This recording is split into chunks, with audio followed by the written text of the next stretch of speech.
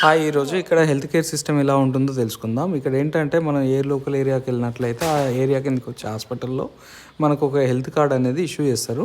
ఆ హెల్త్ కార్డ్‌లో అలానే ఏంటంటే మన డీటెయిల్స్ తీసుకోవడంతో పాటు మనకు ఒక డాక్టర్ అనే వ్యక్తిని ఒక పర్సనల్ డాక్టర్‌ని అసైన్ చేస్తారనమాట.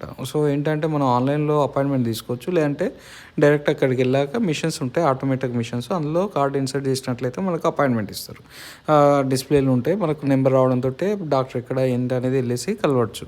ఒకవేళ డాక్టర్ ఏమన్నా ప్రిస్క్రిప్షన్ ఇవ్వాలనుకున్నా కూడా అదే సేమ్ కార్డ్‌కి మనకి మెడిసిన్స్ అనేటివి యాడ్ చేస్తాడు. మనం స్పెసిఫిక్‌గా ఇలాంటివి ప్రిస్క్రిప్షన్ అనేది క్యారీ చేయాల్సిన అవసరం ఉండదు.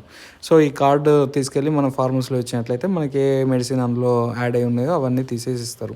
ఒకవేళ మనం మెడిసిన్ తీసుకోకపోతే డాక్టర్ నెక్స్ట్ టైం పోయినప్పుడు ఎందుకు తీసుకోలే, మీరు ఏ డేట్‌న తీసుకున్నారు అంటే పర్సనల్ హిస్టరీ మొత్తం, మెడికల్ హిస్టరీ మొత్తం ఆ కార్డ్‌కే యాడ్ అయ్యి ఉంటుంది. చాలా మంచి ఎక్స్పీరియన్స్.